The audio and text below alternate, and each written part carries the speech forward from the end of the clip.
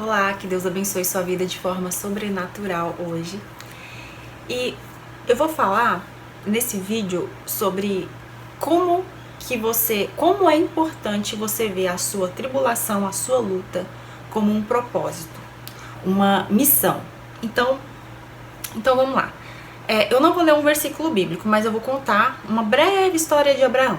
Abraão foi chamado por Deus lá em Ur dos Caldeus, onde ele nasceu, para peregrinar na terra de Canaã, uma terra que ele não conhecia as pessoas, e isso não foi fácil para ele peregrinar. Além da promessa de ter um filho, porque Isaac veio cerca de 25 anos depois que ele saiu de Ur dos Caldeus, que Deus fez a promessa que ia multiplicar a descendência dele e tudo mais. Mas você imagina, você sai da sua cidade e você vai peregrinar. Abraão, ele não saiu de Ur para morar em uma cidade cananeia e fixar raízes ali, não. Ele ficava andando, ele vivia tempos em tempos em cada lugar e ele vivia em tendas. E Abraão se tornou um líder de um clã de mais ou menos 500 pessoas. Ele tinha um pequeno exército de 318 pessoas, porque a gente imagina Abraão e Sara, né, com uma mochilinha nas costas e andando. Não, eles tinham servos, tinham rebanhos. E Abraão era um homem muito rico. E você imagina que Abraão poderia comprar qualquer terra ali dos cananeus, ele podia fazer uma oferta e pagar muito bem. Mas Deus não disse para ele fixar raízes, disse para ele peregrinar na terra, para ele andar na terra, de norte a sul. E assim ele fez, e ele morou de tempos em tempos, e ele foi enterrado ali. E o único espaço de terra que ele comprou foi onde Sara foi enterrado, e depois ele foi enterrado, Isaac. Já era uma caverna onde você enterrava seus familiares. Como Abraão não tinha raízes, ele não tinha uma terra fixa, não porque ele não tinha dinheiro, mas porque Deus ordenou que ele peregrinasse. Então ele teve que comprar uma caverna, esse espaço de terra, esse campo ele comprou, e dali foi enterrado ele, Isaac, Jacó e Sara também, que foi a primeira. Quando ele comprou a caverna foi para colocar o corpo de Sara. Então você imagina que ele tinha dinheiro, ele tinha condição, mas ele peregrinava.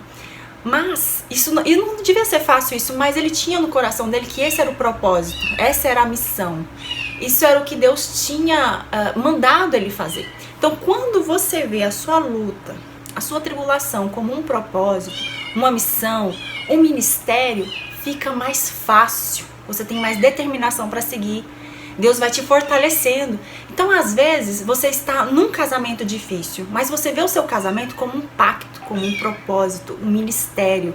E aí fica mais fácil de você lidar com o seu cônjuge, porque você vê aquilo como uma vontade de Deus para sua vida.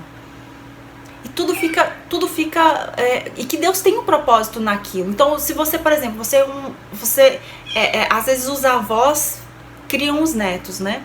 E aí os avós podem pensar assim, eu tô dando um exemplo, pode pensar, nossa, mas por que eu tenho que criar os filhos dos meus filhos? Eu não quero isso. Mas eles estão ali com você, não é? Por algum motivo eles tiveram que morar ali, então é um propósito. Semeia a palavra no coração deles, cria eles no caminho do Senhor, ensina para eles tudo o que você puder acerca da palavra de Deus, e você vai semear sementes que vão frutificar lá no futuro. Então não é à toa que Deus colocou essa pessoa para morar com você, essa pessoa no seu caminho, sabe? Às vezes é com os filhos, você tá passando uma luta com seus filhos, e às vezes é ali. Às vezes você tá morando com seus filhos e você não queria estar ali, seus filhos já são adultos e você não queria estar ali, mas tem que estar. Mas às vezes é ali que é para você estar, é ali que Deus quer que você planta semente. Às vezes você tem um negócio e você tá passando uma luta danada com aquilo tudo ali, mas às vezes é ali que é para você estar plantando semente no coração dos seus clientes, fornecedores, colaboradores. Então percebe que quando você vê a sua luta, a sua dificuldade como um propósito, fica mais fácil. E mas como que você sabe que aquela luta é colocada por Deus? Ora, se você entregou sua vida para Jesus, tudo que acontece na sua vida não é coincidência mais, é para algum fim, é para algum propósito.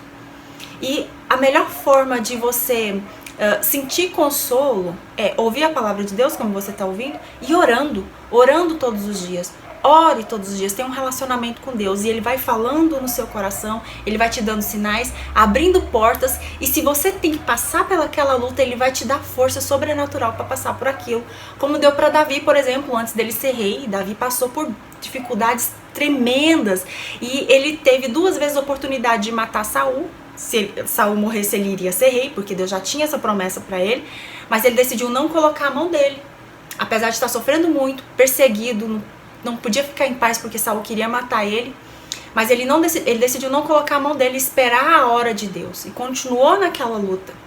Mas ele sabia que Deus tinha um propósito, Deus estava preparando ele para ser um grande rei e treinando ele como guerreiro, porque ele era um guerreiro. E essa é a mensagem de hoje, que a paz de Deus, que excede todo entendimento, enche o seu coração nesse dia. Até o próximo vídeo. Tchau!